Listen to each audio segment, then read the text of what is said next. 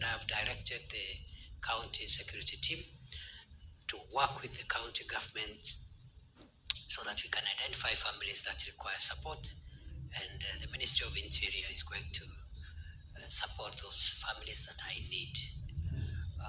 Of course, there is nothing we can do to restore our brothers and sisters who met their death in that cruel manner. The only thing we can do is to achieve justice for their families and their kin. And I want to assure you, it has taken long, but we are getting there. It's a complicated crime involving murder of many people, and it has taken quite a bit, but we are on course with the primary suspect and some of the key people. But we have also other lower ranking people whom we shall also be taken into court in a short while. I am very grateful to the investigative team. They have done a good job under the Director of Homicide, Mr. Nyuguto. I think those are selfless Kenyans. They have served the country well. I am grateful to the forensics team, also from the DCI, and I'm also grateful to the office of the Chief Government Pathologist, Dr. Johansen Oduor, who has done a great job to help us have closure. As you're aware, Chakama Ranch, particularly part of it where the principal suspect concentrated on his activities, remains a scene of crime. And therefore, last week the government has degazetted the rest of the Chakama Ranch. It's a 50,000 acre ranch. So about 46,000 acres are gazetted, and we have made sure that we don't have any possible grave sites there. But the 4,000 acres around where the principal suspect concentrated his crime remains a scene of crime and is not available for any public activities. We shall be fencing off that area. It will be available in the long term because the investigating team and the prosecution team will require that scene of crime to be able to prosecute and get justice. And the court may need site visits so that they can be able to put together the evidence and the material that they will have received from the prosecution. So that area now remains out of bounds, is not available.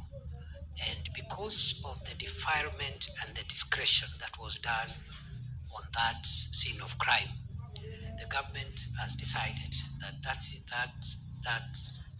that parcel, the 4,000, will be compulsorily taken by government, and it is going to be used to, first of all, rest any of our brothers and sisters or our children who lost their lives, but either they cannot be identified for whatever reason, or maybe they have not been claimed, or if a family voluntarily agrees, we are going to lay them in a dignified manner on that parcel, and the government will also construct a memorial on that property so that it remains a permanent reminder of what happened in our country. As I've said, this is the worst security attack ever to occur on the soil of Kenya. Finally, still on Shakahola, many people, including the families of the victims and the general public and other stakeholders in the justice sector, are also waiting for the accountability of other players who facilitated this massacre.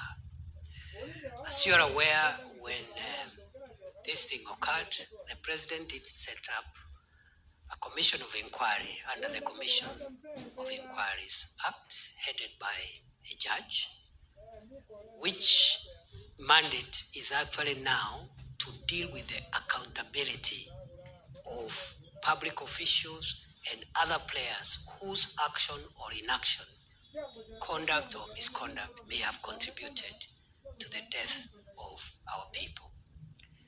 As you are aware also, this being a very litigious society, somebody went to court and blocked the operations of the Commission of Inquiry. There is an injunction, and we are hoping that that injunction is lifted as soon as possible. As soon as it is lifted, the process of accountability of public officials, including security managers who are in charge when that massacre happened, will happen.